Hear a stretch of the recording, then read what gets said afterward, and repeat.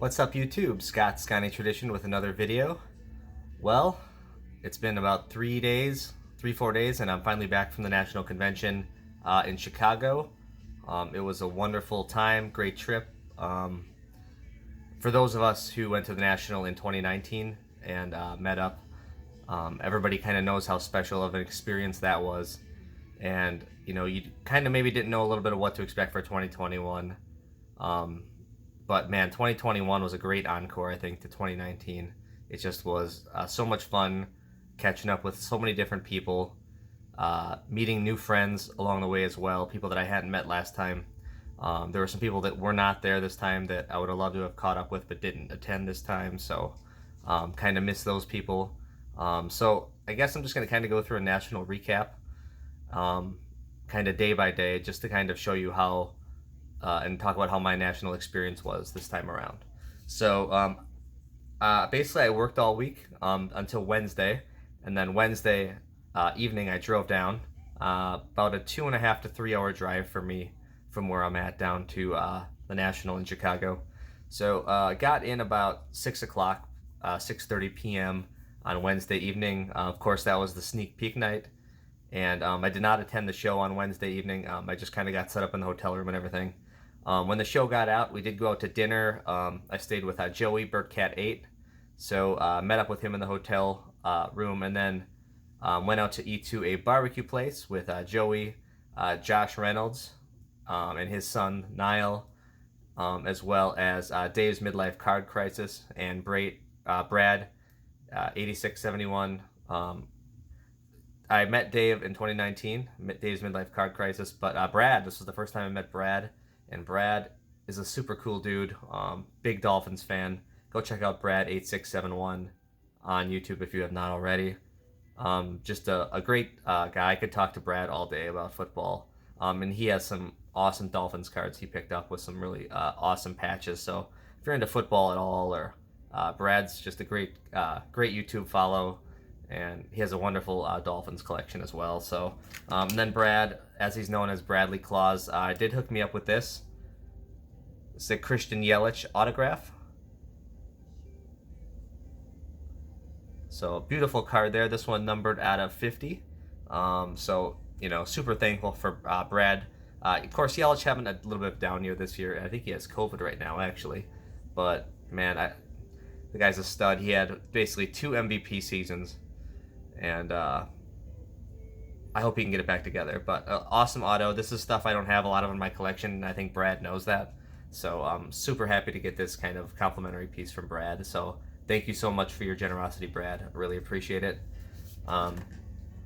So yeah, man, we went out to that barbecue place on Wednesday night, and they actually had run out of a bunch of food at the place because there was so many people at the National that they ran out of like macaroni and cheese. They ran out of like baby back ribs.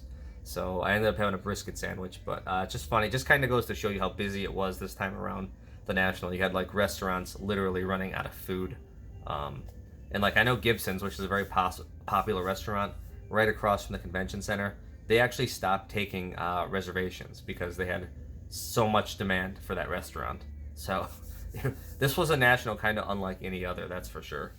So anyways, we went out to eat, had a good time eating. Went back to the hotel, stayed at the Crown Plaza, which is not far from the convention center, and met up with a ton of people that Wednesday night right away in the lobby. Andy, she blinded me with refractors, kind of came through. Of course, Brad and Dave, as I mentioned, who I went to dinner with. Joey was down there. Canadian Cards Mike, ran into him for the first time. Ran into Mike, baseball collector, and JT, Triple Crown. They kind of were passing through, and they were heading out somewhere else that night. And then also met, I had Brian Roth came over. Of course, Brian hurt his ankle pretty bad, so he made his way slowly over to the Crown Plaza. So wonderful to catch up with Brian as well. And again, met Canadian Cards Mike for the first time. We had chatted before, but super nice guy, and was really, really great to meet him and talk to him at the show. So that was pretty much my Wednesday. And then Thursday came along. That was my first time entering the show again. This time around, it was super packed. I ended up standing in line for quite a long time to get into the show even. I didn't even get into it till like around 11, even though I went over at about 10 o'clock. So Was super busy on Thursday. Um, Zach, who is five star collector on Instagram, came up and stayed with Joey and I for Thursday into Friday. So helped him get settled into his room. I think I ran into Phil in the lobby that morning from Filmington, chatted with him a little bit, caught up, and then kind of just walked around the show Thursday. But I really didn't get a chance to look at a lot of cards. It was mainly just me conversing with lots of different people, catching up, people I hadn't seen for the last 2 years. So I mean, ran into like Josh, rated rookie, was one of them. I actually went to lunch with Josh that day. I think I got to like I said, I only got into the show around 10:30 or 11, but I ended up going to lunch only like 2 hours later, an hour and a half later, with Josh and his friend Jared, who I met for the first time, and a couple other people. We went to a sandwich and beer place, kind of in that outdoor complex across from the convention center. So it was real great to have lunch with Josh and catch up. Just super cool dude, of course, and his friend Jared, also great to meet, and some other friends. That were friends. I think his name was Mike, was Josh's other friend that we went out with. So good time. Got to get a full belly and then come back to the show. After that, it was super hot that day. I remember that outside. Ran into, chatted with a couple guys from the vintage football community that I'm a part of. Josh Adams, Mike Blaisdell, Brian Wiesner. Hung out at Joe's Vintage Sports Cards booth as well. With another guy from the vintage football community, Eric Stang, and that was kind of one of the more fun parts of the show for me. We just kind of hung out back behind his booth area. It is kind of funny, as you go to a few more shows, you get to know some of the dealers and everything. And I remember we just had a couple beers just sitting back behind the booth, so that was awesome. Then we have the purchase of the show. My only purchase of the show came on Thursday, and it was pretty awesome. So super happy to find it. I walked by it, and it was one of those items that I knew I was going to pick up. I just didn't know how much I wanted to offer. So apparently, I had a few beers, of course, after that, and then I ended up going back to the booth, and because you make your best decisions after a few beers, right? Nah, I'm just kidding. I was super happy to get what I got. So that I will talk about in another video. I only ended up picking up one thing the entire national, but I'll talk about that in a separate video because I wanted to include another card when I do talk about what I picked up as well. So I'm going to make that its own video. So yeah, a lot of just catching up on Thursday, walking around the show, looking at different cards, talking with people.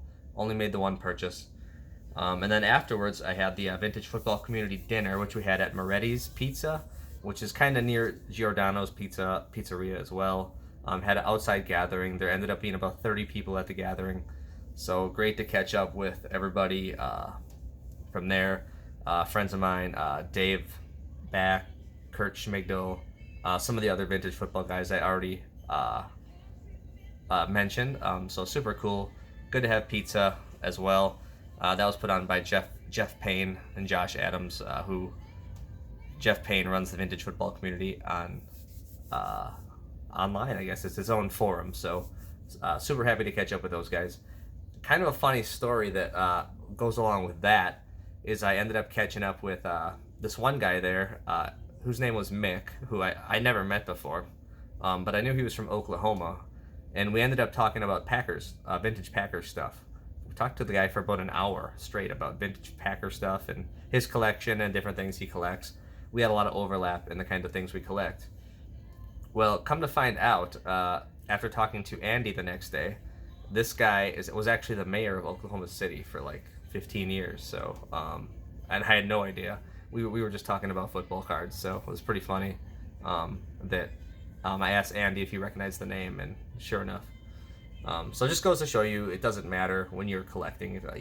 You run into all different kinds of people, whether it be the mayor of a city or just an average Joe. It doesn't really matter. We're all collectors at heart, so it was super fun. So great night having pizza at Moretti's. And then we had the first YouTube get-together Thursday night at the Embassy Inn and Suites. Wonderful time there. Met a lot of people for the first time. including Rick from Vintage Oddball Cards, and Dustin and Blake, met for the first time there, and so many others as well. One thing I got there was this Packer program from 1948. Got this from Dave Blue Jacket 66, who's probably the most generous person in our hobby, as we all know. Just very thoughtful person, and man, I love this, Dave. So this is from 1948, and on the cover, you can see number 3 right there, which was the Packers star at the time, Tony Canadeo. Of course, Tony Canadeo is one of only 6 Packers with his number retired. So just awesome. Look forward to flipping through this. I have 1 or 2 other kind of magazines and publication programs from, earlier Packers history. So I'm probably going to display this around that area. So again, super thankful to know Dave, and this is outstanding. So can't wait to look through that. And then I did get a couple other cards there from just people. This is from John, Wade Boggs fan, who I didn't get a chance to talk to a lot at the get together. There's so many people. I would have loved to chatted for so long, but you only have time for so much. So John, got a couple cards here from Dustin and Blake as well. It was great to meet him. We have a little bit of a Minnesota connection because my wife is from Minnesota and Dustin is from Minnesota as well. So, I'm back there probably 4 or 5, 6 times a year in that area. So we share that connection, and Dustin, channel I followed for quite a few years. So super cool to meet him. And then got this from Scott at Reindeer Studios, who I ran into on Saturday, actually, before I left the show. So super happy to get that. And then also got the Mike O. Ed Wesker Griff dual auto, which, it's amazing, right? Who wouldn't want that? So super cool. Awesome to get those customs from those people. So yeah, man, the YouTube get together was great. Talked to a lot of people. Just kind of mingled the whole time. It was a lot of fun. Towards the end of that night, ended up talking with Mark again, who he's the guy with the big giant brick of T206 cards that I ended up looking through with Andrew again, and his collection has grown since the last box, if you remember it from 2019. And I love talking to Mark, and I love his collection. Just super cool. It's a little different than what I collect, but it's like, quality when you see it. And man, I just love looking through that with him. Chatted a lot with like Mark, Foo3112 was there as well, and chatted a lot with him that evening. Andy, Rick, Vintage Oddball Cards. Really just so many people that I chatted with at that place, and a lot of people I met for the first time. So super cool. If I don't mention your name in any of this, it doesn't mean that I don't value the conversations, but there's so many people you run into, and it's so hard to remember every little tidbit. But I really appreciated every aspect of the show, just so that you know. So Friday came along, and I walked the show again. Earlier in the day, met up with Silver Jackify, as well as Phil and Amit, who I met for the first time, and Mike, baseball collector, and Andy, I think, was there as well.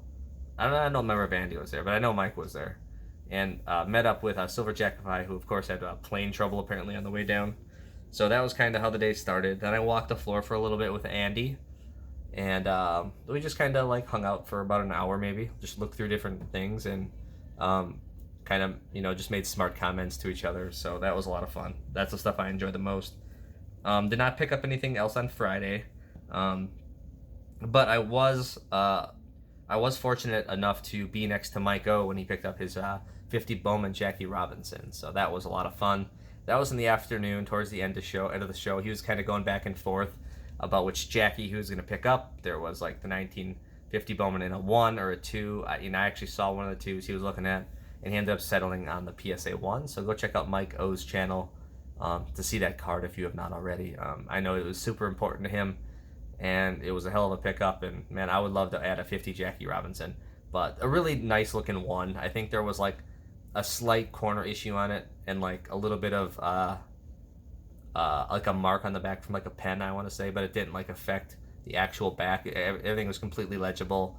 The front image was completely centered. A lot of super good color, and the image was super crisp. So that's all you're really looking for on a vintage cards. At least that's what I look for, is nice centering, and vivid color, and the rest of it, so be it. So I was super fortunate to be with Mike when he made that purchase, something he'd been eyeing for a long time. So I was happy to be a part of that. Then after the show, I should say on Friday, I also met up with a few fellow Packer people that I've gotten to know over the years for the first time. Weedon, David Kish from the Lambo group, and then I ran into Chris Ramos. He's in Tobacco Row, as well as Doug Spanring. Ran into them, had some great conversations that day throughout the day Friday at the show. Some other people I met on Friday, I met Don's Field of Dreams, Dean Gearhart as well, and there was a few other people I think that I met for the first time on Friday. And again, just meeting new friends, new people, that's what the show's all about. So really appreciate anybody, and I'm sorry if I'm not remembering your name, but I do remember our conversation, so super happy that I was able to meet all you guys for the first time. Then dinner on Friday night, ended up going to Hugo's, which is a steak chop house attached to the casino. Went there with some people from the vintage football community, Josh Adams, Brian Wiesner, Mike Blaisdell, Dr. Frank, and who else was there? Eric Stang and myself. And then there was one other. So our table kept growing because more people ended up coming to the dinner than we expected. So what was like reservations for 4 turned into like 7. So we kept having to make the table bigger. But ended up having a great shrimp dinner there. So that was awesome. Super thankful to be a part of that. Then went home, or went back to the hotel. That was the second YouTube meetup at the Lowe's Hotel. So again, just great conversations there. And then they had the whole trade night thing going on there, where like the entire hallway of the Lowe's Hotel was filled with people selling stuff. Like the show never stopped. It just moved to that hotel, and they had like tables and makeshift patio furniture. Like it was like its own card show. It was pretty cool. The last time we had it at the Lowe's, those hallways were completely emptied, and then this time there was probably like a couple hundred people in them. It was just crazy. I could barely even get a beer at the bar. That poor bartender was working so hard because people kept gravitating in from that trade show to where we were having our get together, and man, it was just wild in there on Friday night. Again, had some great conversations with people that night as well. Talked to Dead Guy Cardboard. Ben was super great to meet him. I actually had met him that Thursday before, but had some great conversations with him. Great meeting him for the first time. I've always loved his stuff on YouTube, so super happy to meet him. Andy, Josh, talked to them as well. Met Picker Jim for the first time, who's a channel I follow on YouTube as well. Go check him out. Great guy. Actually picked up a Ted Williams, beautiful 54 Ted Williams Tops SGC. I think it was SGC 4.5 from some kid at the trade night outside. So that was awesome to see. Had some good conversations with Joe, Silverjackify, Phil. Caesar was there, of course, with the signed underwear and all that stuff. So that was hilarious. Brian Roth had some good conversations. Met Drew for the first time, who is Lefty NDV on YouTube, and had some good conversations with him. So another person met for the first time. And you know what? I know I'm forgetting people, so I apologize if I am. But man, just know that I value all of our conversations that I have with everybody, and it's just so cool to have everybody together. What can you say about that? So ended up getting back Friday night. I actually got some good sleep. Saturday was my last day at the show. Basically, my goal was to go in. If I saw something I liked, I was gonna buy it. But really, nothing kind of grasped me like the one item that I did buy. So ended up not buying anything on Saturday. So again, only ended up with the one item for the whole show. But I'm happy with that. Had good conversations with Joey Burkett 8 in the morning before I left, talking about Packer football, 90s Packers, that kind of stuff as well. On Saturday, ran into Caesar at the show. He was going through the dollar boxes, Pepino Man. Ran into Dustin and Blake, got to say goodbye to them. They were also kind of digging through the dollar boxes as well. Another good conversation with Amit, who I met for the first time in the red carpet area, who I hadn't even been to the red carpet area the first 2 days of the show because, you guys know how vast that show floor is, and I just made it there on Saturday. That's how long it took me to get over there, so pretty crazy. Again, had a good conversation with Mark Wallace. He has the big T206 collection in the box. So had a good conversation about baseball and just collecting with him. And then ran into Rick and Scott from Reindeer Studios before I left as well. I think Rick was the last person I talked to, so had a great conversation before I left. Absolutely love Vintage Oddball Cards, Rick's channel, and was great to meet him for the first time. So that is the show, man. I got to meet, like I said, tons of new people for the first time. There's some people that I missed that were not there, like Bob Lewis was not there this time, so I missed not chatting with him. Also, Michael Shane was not there this time. He was a guy I talked to a lot last time that was not the show. Also, Max Jackson was not there as well. Nate, Top City 5401 was not there. Snoop was not there either this year. So, definitely some people that were not there and then some new people that were there. So, it was a good mix though. I've been rambling on for about 20 minutes now. Just kind of wanted to give you guys a synopsis of like the entire show from my perspective, and I guess overall thoughts is, God, man, I think the hobby is super strong right now, and from what I've saw at the show, there's a lot more ladies at the show. I don't know, man. I remember 2019, I'd say that it was like had to be maybe 3% women at the show. I'd say this time was more like 10 to 15%. So I saw more women at the show, which I think is a positive, just as the hobby kind of reaches outward more, which is awesome. Even people bringing their significant others is awesome. Saw a lot more kids at the show. Like I'm talking like, 10, 12, 13-year-olds, along with their parents, and they're buying stuff, asking questions. It's cool to see like younger people trying to deal with dealers. That was awesome to see. And then a lot more like, I'd say 15 to 22-year-olds as well. So I think I was talking to a friend of mine, Kurt, and he had said that from his perceptions, the show is probably about 10 years younger than it ever has been. So a lot of younger people walking around, and it's awesome for our hobby that so many young people are interested in this kind of stuff. So again, yeah, I think the demographics of the show are changing a little bit, which is super interesting to see. And then there was just a lot more people in general. Like I had trouble like even looking at cases for a long time. You kind of get ushered along. You may have 7, 8 people in front of a case. Like you can't even get in there to see a card. So it was hard to kind of get a really good look at things. I think next time, if it's going to be this busy, I might just go for a VIP pass, because I did the general admission this time around, because I think it'd be beneficial to get there that hour, or I think it's 9:30 you can enter, so you can enter that half hour early, and I think that's going to be a big help, because you're not like 8-10 people deep trying to look at cards. Then you can actually flow around a little more, if you know what I mean. So might do that for next time. Dealers were a lot of the prices I saw were fairly high. I imagine if I would have talked to dealers, they probably would have come down a little bit. There was no dealer that like wasn't willing to come down from any prices that I had seen for the most part.